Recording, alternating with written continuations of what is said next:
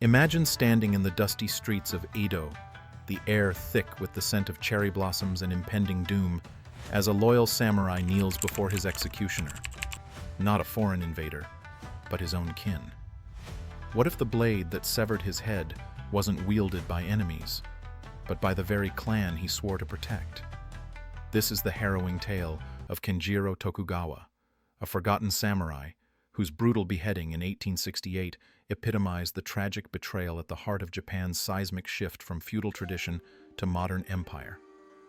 In the chaotic dawn of the Meiji Restoration, Kenjiro's refusal to abandon the old ways led to a gruesome public execution that shocked the nation, symbolizing the bloody cost of progress over honor. But was his death a necessary sacrifice, or a senseless act of familial treachery? Stay tuned as I uncover the dark mysteries of his life, the shocking details of his demise, and the enduring lessons of a warrior's fall. If you're hooked on these tales of royal tragedies and historical betrayals, hit subscribe now for more. Your journey into the past starts here. To truly grasp the tragedy of Kenjiro Tokugawa, we must step back into the turbulent world of 19th century Japan, a land on the brink of revolution. The year is 1868, and the Tokugawa shogunate, named after Kenjiro's own illustrious family, has ruled for over 2 centuries, enforcing a rigid code of samurai honor, isolation from the West, and unwavering loyalty to the emperor as a divine figurehead. But cracks are forming. Western powers, with their steamships and superior firepower, have forced Japan to open its ports, humiliating the shogunate and igniting calls for modernization. This era, known as the Bakumatsu, pits tradition against progress, samurai against reformers, and brother against brother. Kenjiro Tokugawa was born in 1835 into this powder keg, a minor branch of the mighty Tokugawa clan that had dominated Japan since the Battle of Sekigahara in 1600. His father, a mid-level retainer, instilled in him the Bushido code, the way of the warrior, emphasizing loyalty, honor, and self-sacrifice. Family trees in the Tokugawa era were intricate webs of alliances, often sealed through arranged marriages to consolidate power. But Kenjiro's early life was marked by loss. His mother died young from illness, leaving him raised in the shadow of his clan's expectations. As a youth, he trained rigorously in swordsmanship and strategy, embodying the ideal samurai, stoic, skilled, and devoted. Yet whispers of change haunted his world. Primary sources from the time, like the diary of a contemporary samurai chronicler named Fukuzawa Yukichi, describe the growing unrest. The old ways crumble like autumn leaves under the western wind, and men of honor must choose, bend or break. Kenjiro chose to stand firm, resisting the Meiji reformers who sought to dismantle the shogunate and restore imperial rule. Debunking a common myth, many believe all Tokugawa samurai were power-hungry tyrants, but Kenjiro's story reveals a deeper truth. His loyalty stemmed not from greed, but from a profound belief in tradition as Japan's soul. Foreshadowing his doom, his unyielding stance would soon clash with his clan's desperate pivot toward survival in a modernizing world. Kenjiro's path to tragedy began not with glory, but with quiet devotion. By his early 20s, he had risen as a trusted retainer in the Tokugawa Guard, patrolling Edo's bustling streets where merchants whispered of foreign barbarians and samurai sharpened their blades in unease. Picture this: the sun setting over Edo Castle, its towering walls a symbol of unbreakable power, as Kenjiro drills with fellow warriors, his katana slicing the air like a whisper of fate. But in 1853, Commodore Perry's black ships arrived, demanding trade and shattering Japan's isolation. Kenjiro, now a mid-level officer, witnessed the shogunate's humiliating concessions, fueling his resentment toward progress. His rise accelerated during the Boshin War in 1868, a civil strife that pitted imperial loyalists against Tokugawa holdouts. Kenjiro fought valiantly at the Battle of Toba Fushimi, where cannon fire echoed like thunder from the gods, and samurai charged into rifle volleys. a metaphor for tradition's feudal clash with modernity.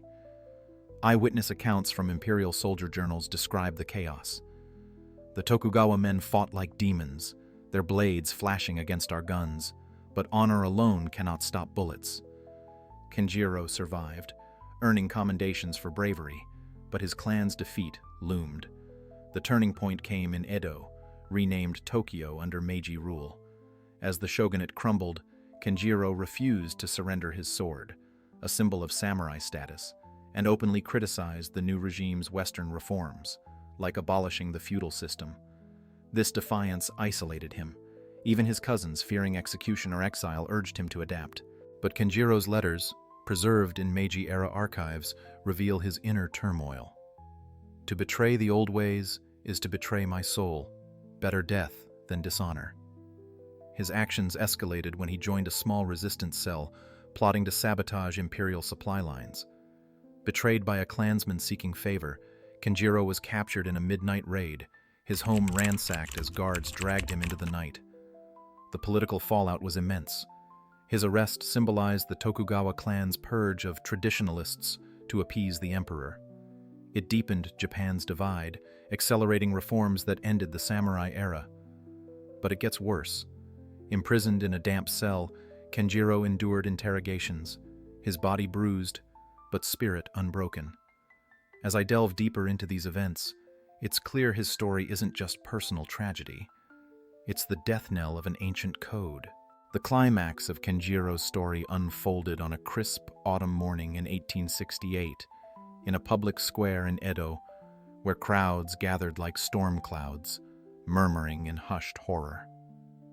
Bound and kneeling on a straw mat, Kenjiro faced his executioner, a fellow Tokugawa samurai, his own second cousin, forced to wield the blade to prove loyalty to the new regime. The air hung heavy with incense and tension as officials read the charges: treason against the emperor for resisting modernization. Kenjiro, his face etched with resolve, uttered his final words, recorded by a witnessing scribe: "I die for the Japan that was, not the shadow it becomes. May my blood water the roots of true honor." The execution was gruesomely deliberate. In traditional seppuku fashion, Kenjiro was offered the chance for ritual suicide, but he refused, forcing a public beheading to shame his betrayers. The blade fell swiftly, severing his head in one stroke, blood pooling like spilled ink on ancient scrolls. Witnesses gasped as his body slumped, a symbol of shattered loyalty. Primary sources from imperial records describe the scene: the traitor's head rolled, eyes still fierce, a warning to all who cling to the past. But was it poison in the air, or fate's cruel hand? Some conspiracy theories claim his water was laced with arsenic to weaken him, but evidence points to betrayal alone. No poison, just human greed. This death wasn't mere punishment. It was a spectacle to crush resistance. The emotional toll rippled through Edo. Samurai wept in secret, while reformers cheered. Kenjiro's end marked the tragic erasure of the samurai ethos, his sacrifice highlighting the Meiji era's ruthless progress. See my video on the Boshin War for more on this era's horrors. Kenjiro Tokugawa's execution left an indelible scar on Japanese history, accelerating the Meiji Restoration's reforms that transformed Japan into a modern powerhouse. His death symbolized the tragic demise of feudal honor, paving the way for industrialization and imperial expansion. But at what cost? Thousands of samurai followed his path, committing seppuku or fading into obscurity, their code obsolete. In modern views, he's a romantic figure in films like The Last Samurai, but Hollywood often mythologizes him as a lone hero. In reality, he was one of many betrayed by kin, a victim of internal clan politics. The lesson? Progress demands sacrifice, but blind loyalty can lead to ruin. In my opinion, Kenjiro's story warns against clinging to outdated ideals in changing times. What do you think? Was his resistance heroic or futile? Comment below. From a devoted samurai's rise to his brutal betrayal and beheading, Kenjiro Tokugawa's tale is a tragic reminder of honor's enduring cost amid Japan's clash of eras. His sacrifice echoes through history, a forgotten cry against progress's blade. Thanks for joining me on this journey into the shadows of the past. Keep learning, and remember, history's darkest stories often hold the brightest truths. If this gripped you, like, share, and subscribe for more tales of royal tragedies and historical mysteries. Comment your thoughts below. What betrayal shocked you most? Check my playlists for more on samurai legends and the Meiji era. Support the channel on Patreon for exclusive content. Next video, the hidden horrors of the Boshin War. Don't miss it.